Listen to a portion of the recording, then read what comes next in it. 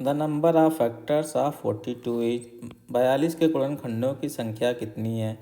तो देखो 42 है हमारे पास, तो 42 के गुणनखंड करेंगे तो किस तरीके से आएंगे। 42 है तो 2 से करेंगे तो 21 दूनी 42, फिर 3 से करेंगे 3 सत 21, 7 से करेंगे तो एक, तो इसके जो 42 है इसको हम लिख सकते हैं कितना, 2 गुणे 3 गुणे 7, पावर में लिखेंगे तो 1 आएगी।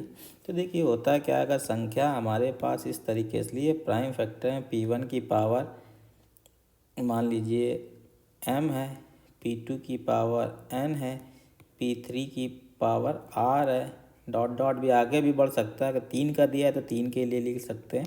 तो यहाँ पे जो नंबर ऑफ फैक्टर्स होंगे n के गुणनखंड कितने होंगे, कुल गुणनखंड।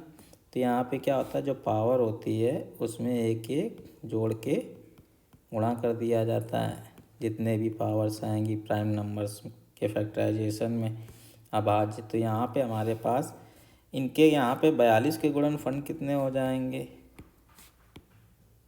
42 के गुणनखंड पावर अगर देखें तो 1 है तो 1 + 1, फिर दूसरे में भी पावर 1 है तो 1 + 1, तीसरे प्राइम नंबर 7 में भी पावर 1 + 1, तो 2 गुणे 2 गुणे 2 8 आ जाएगा, तो 8 हमारा आंसर हो जाएगा, तो आंसर हो जाएगा 8। अब फार्मूला का यूज ना कर रहा हूँ तो अगर सीधी विधि से बात करें डायरेक्ट मेथड से, तो पहले गुणनखंड गिन लेंगे, गुणनखंड गिन लेते हैं।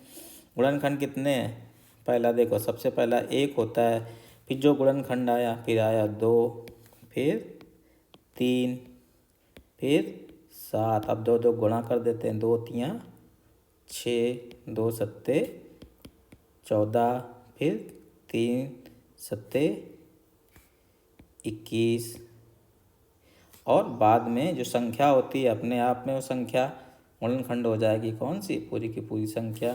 तो एक और संख्या तो गुणनखंड होते ही हैं, ठीक है ना, ये इम्प्रॉपर फैक्टर गुणनखंड कहलाते हैं। तो कुल गुणनखंड कितने हो जाएंगे, काउंट करेंगे तो 8 आ जाएंगे।